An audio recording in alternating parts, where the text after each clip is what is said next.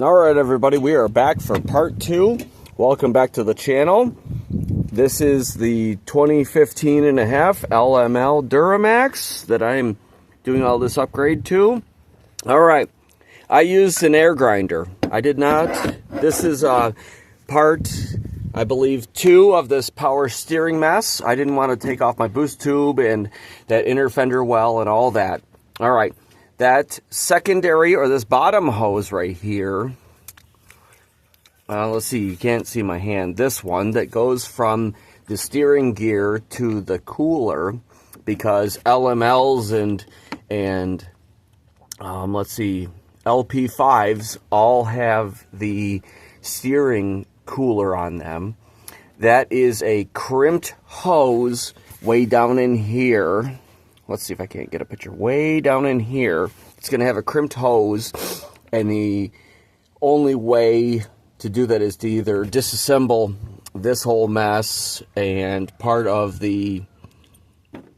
I took off this front cover and I couldn't access it, and so I would have to disassemble this side of the grill to be able to replace that hose. So what I did was I unhooked the hose from the steering gear down in there. This is my new red hose. This is great stuff, by the way. It comes from Napa. It's called multi-duty hose.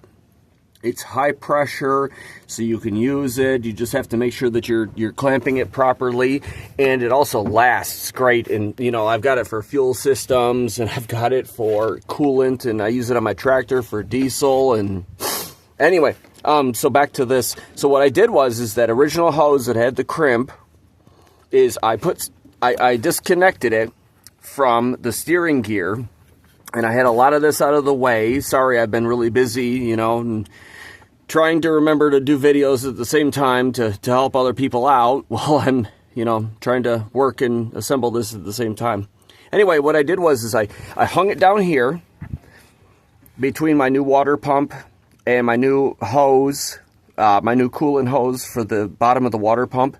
So I hung it down there. I put 2 zip ties in the end of it. After I took off that clip, I put 2 zip ties on it and a piece of 550 and with a loop on it. And what I did was I had my teenager pulled down on it, so that way this whole mess would move. There's a fair amount of movement in this whole system. Be careful, it is aluminum.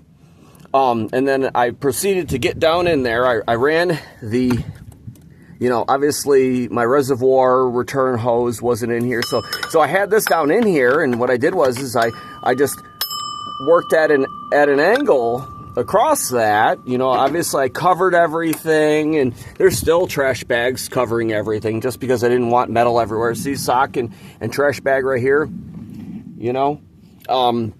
And that way I could control the metal flying everywhere.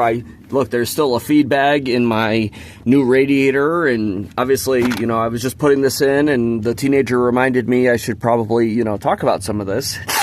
So I just took my sweet ass time, and because you can't get clippers down in here, and I didn't want to have to disassemble this whole mess because, you know, Chevrolet makes everything difficult, just like every other manufacturer, you know, especially the newer stuff.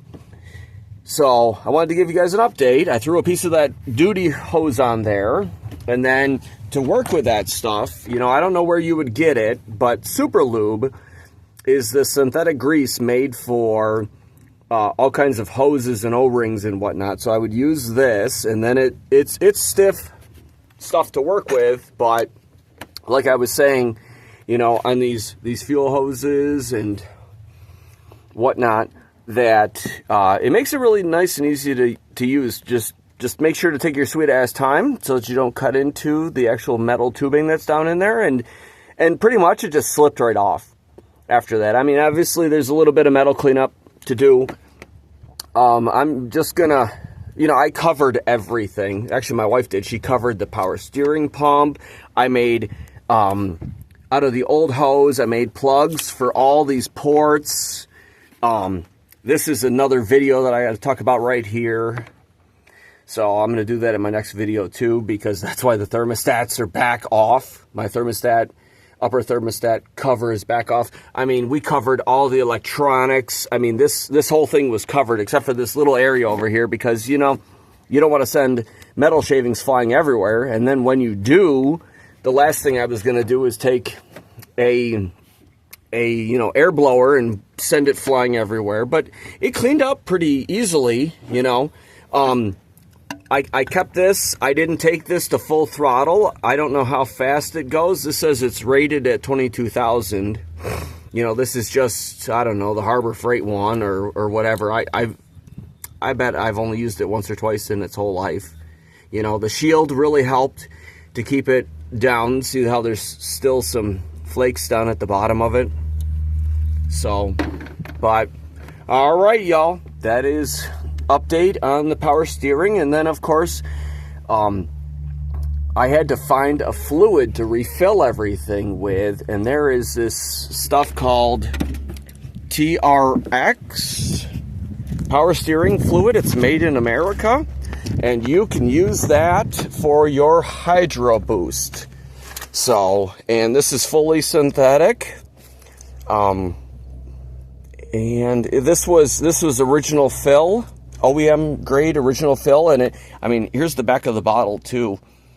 This was pretty cheap on Amazon. I believe it was $12 a quart. A lot of the stuff is, geez, 17 to 30. All right, y'all. More videos on this headache to come. Prepared Scouter out.